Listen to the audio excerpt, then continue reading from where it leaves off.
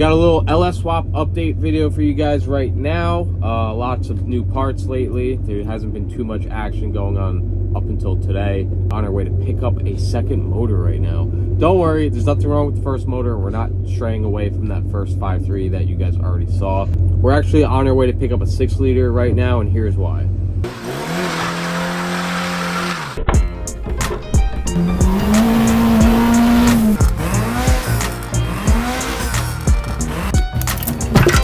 Who's there?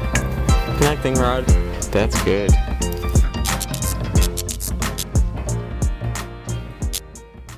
My buddy Steve gave me the heads up yesterday that he was getting a car with a 6-liter in it that he didn't want or need. I don't know, we'll find out exactly why when we get down there in a little bit. Today he called me up saying he's got the car, and you know, if I want to come down and grab it, I can give me a pretty good price on it. He also doesn't have an engine hoist, so one of these one hand's washing the other type deal. I'm gonna go pull the motor for him, get it out of his way.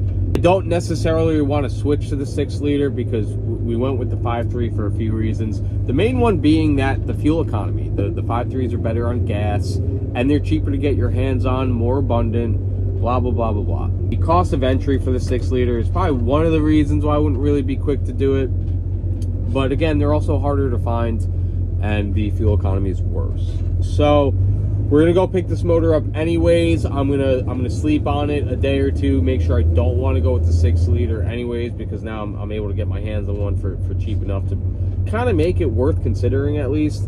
But the main reason why we're going to pick up this motor right now is because it has all the stuff that my motor needs, like fuel injectors, the fuel rails, coil packs, a couple sensors that we might need.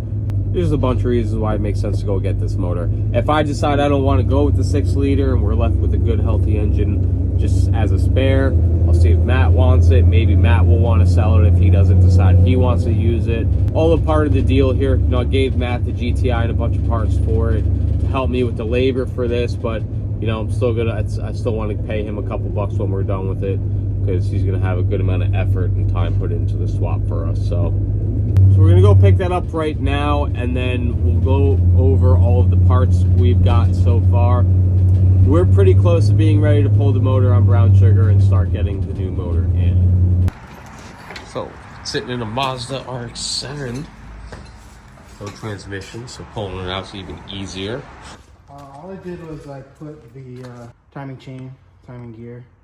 I threw the oil pump on. Here's a 6.0 we pulled the other day.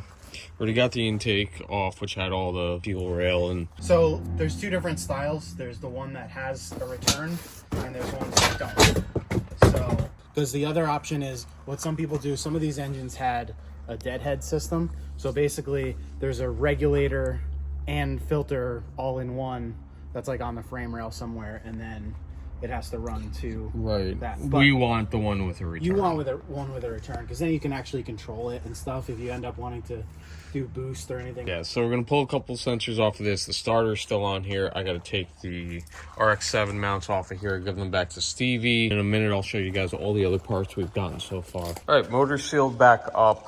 We've got a new oil pump, new timing chain, gear, all new seals. We just need to do the back cover here, but once we take the motor off the stand, we'll be able to get to that. But she's sealed up and ready to go. The other stuff that we have for it, got a couple other things. So just the basics: new water pump, new thermostat. There's that plate for the back cover, back crank pulley plate thing. We've also got the new management, the Holley Terminator X, which is at home. I'll show you guys.